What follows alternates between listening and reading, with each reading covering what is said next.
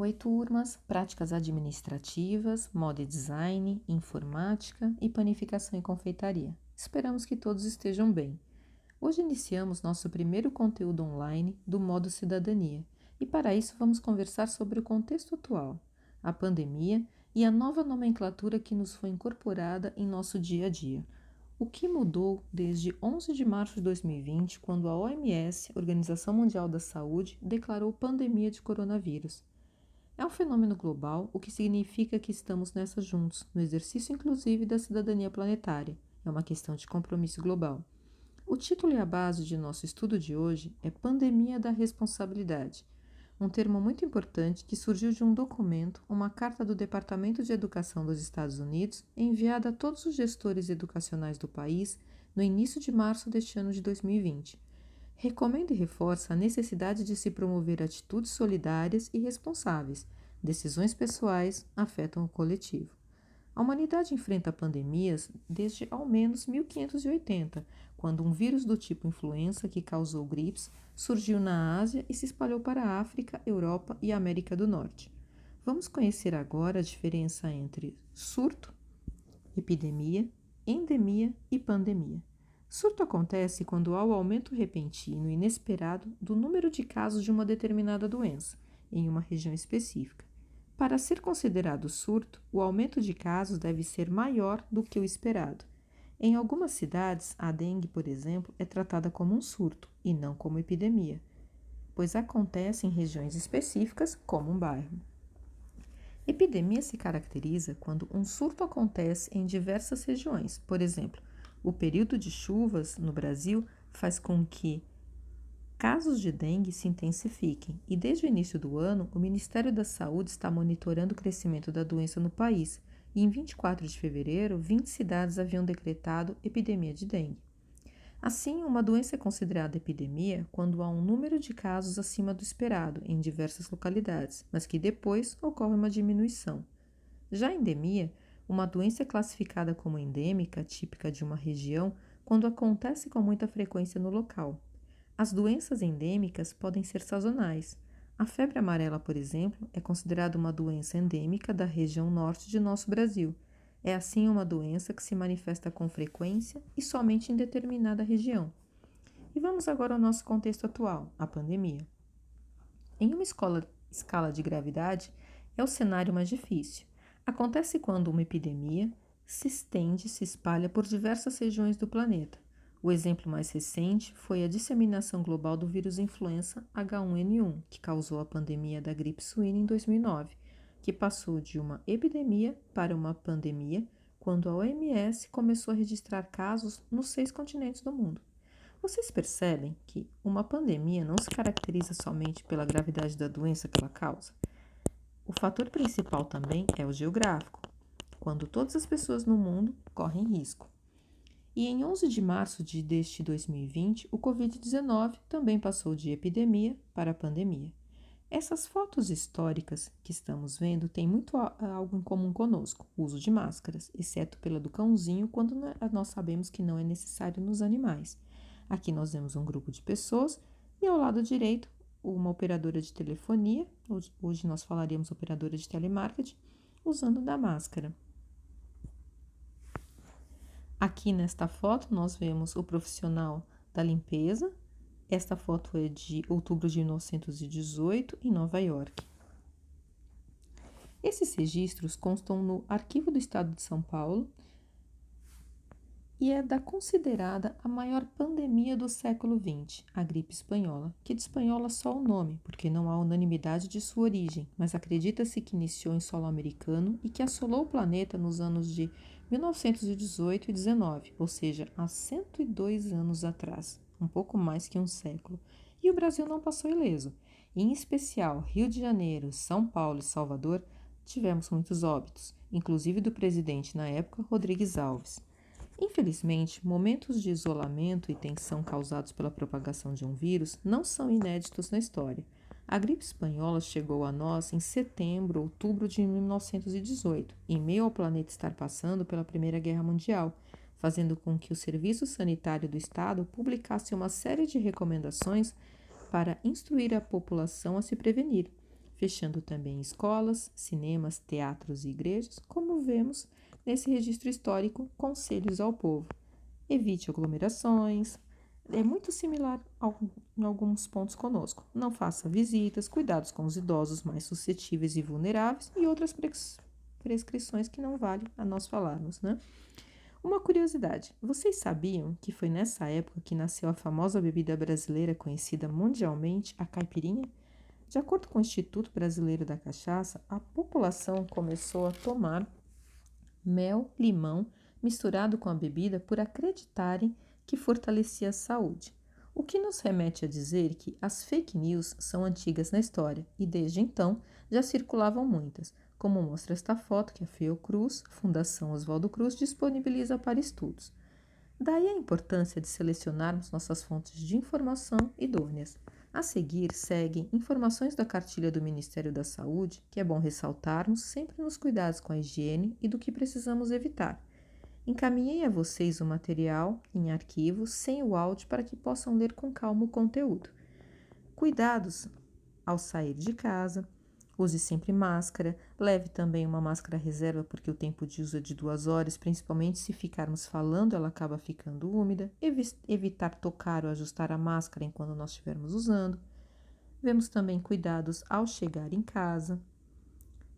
Quando utilizá-la, a importância que todos que precisam sair de casa devem usar. A campanha hashtag Máscara para Todos, a minha protege-te, a tua protege-me.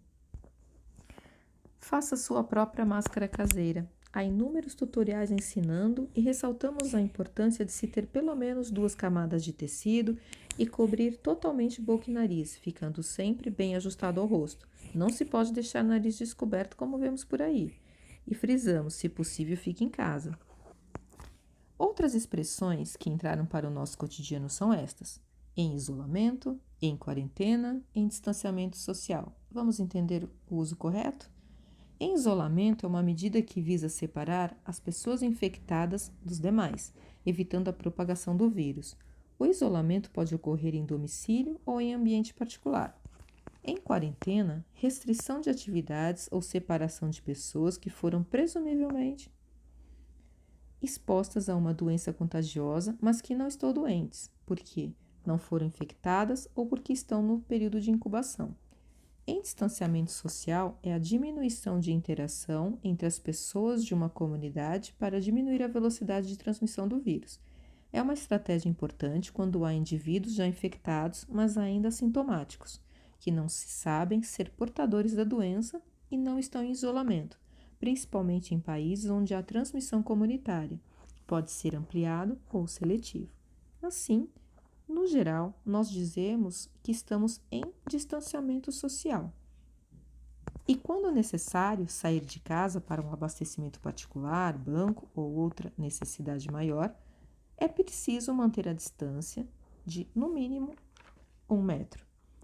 Em meio a esta crise, vemos 2 atitudes desfavoráveis. Atitude negacionista, ignorar o que está acontecendo e não seguindo, respeitando as orientações. E desesperar-se. Nenhuma das duas é um bom caminho, e sim uma ação responsável, consciente e, de certa forma, flexível, porque estamos diante de um novo normal. Uma expressão criada por Mohamed El-Erian em 2017, que é o principal assessor econômico da Allianz, e que ela foi retomada contudo por vários estudiosos e utilizada agora em diversos aspectos sociais, culturais, econômicos e políticos.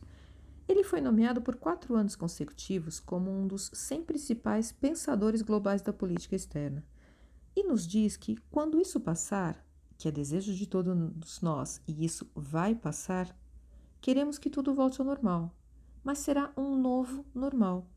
O que passamos gerou uma transformação no contexto do trabalho, da economia e de nossas vidas no geral, principalmente no que se refere à integração entre o digital e o físico.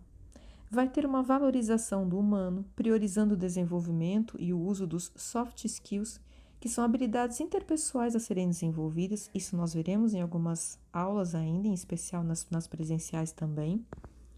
Lembra de uma das aulas que nós tivemos de inteligências múltiplas, que falava das relações interpessoais? É onde aqui vai vigorar bastante. Para colaborar na orientação das famílias brasileiras sobre os cuidados dos alimentos e evitar a contaminação pelo coronavírus, personagens famosos dos quadrinhos são importantes aliados. Com essa ideia, a Maurício de Souza Produções elaborou uma cartilha e contou com o auxílio do Centro de Pesquisa em Alimentos da USP para o conteúdo. Então, como cuidar dos alimentos em tempos de coronavírus, apresenta a personagem Magali, famosa por ser fã de comida, com dicas importantes sobre higienização de alimentos, como manusear corretamente as compras do supermercado, armazenamento dos produtos e o que fazer com as compras feitas por delivery. O material de 11 páginas tem instruções fáceis de entender. A publicação explica, por exemplo, sobre os produtos que devem ser usados para higienizar alimentos que serão consumidos crus. Aqueles à base de cloro para a desinfecção de vegetais são eficientes contra vírus e bactérias. Já os que têm água sanitária, com outras substâncias na sua composição, não podem ser usados, assim como o vinagre, que não tem efeito desinfetante. A cartilha alerta também as crianças que produtos como água sanitária, hipoclorito e álcool 70% devem ser usados apenas por adultos e que mesmo o uso de álcool em gel por crianças deve ser supervisionado. O Centro de Pesquisas em Alimentos da USP desenvolve estudos com foco na área de alimentos e nutrição, além de realizar projetos de educação e difusão do conhecimento científico. A cartilha consta completa em nossos slides. Vale a pena dar uma conferida. Nosso distanciamento social ele tem fases. É possível que a cada dia sintamos emoções diferenciadas. Lembram de nossa aula sobre inteligência emocional, gestão das emoções? Nunca foi tão importante como agora. Estamos passando por uma experiência única. Programe o seu dia, faça contato com amigos e familiares que antes não dedicávamos tanto tempo. Façamos excelente e bom uso das redes sociais, das chamadas de vídeo. Estamos adentrando ainda mais o universo digital. Programe atividades, veja como uma oportunidade. Busque receitas novas. O pessoal de panificação e confeitaria tem feito coisas incríveis e gostosas. Leia um livro, assista filmes ou séries. Nós podemos ir trocando ideias do que vocês estão assistindo. Busque atividades físicas na sala de casa. Nos próximos vídeos nós veremos isso. Algumas dicas de exercícios para realizarmos em casa. Isso nos oferece uma oportunidade rara de autoconhecimento. Numa das nossas aulas seguintes, nós vamos ver como lidar com o distanciamento social durante a pandemia. Venceremos juntos, com responsabilidade, cuidados e solidariedade. Se possível, fiquem em casa, cuidem de vocês e de suas famílias. Fiquem bem. Por hoje é só e nos vemos nas próximas aulas. Fiquem bem.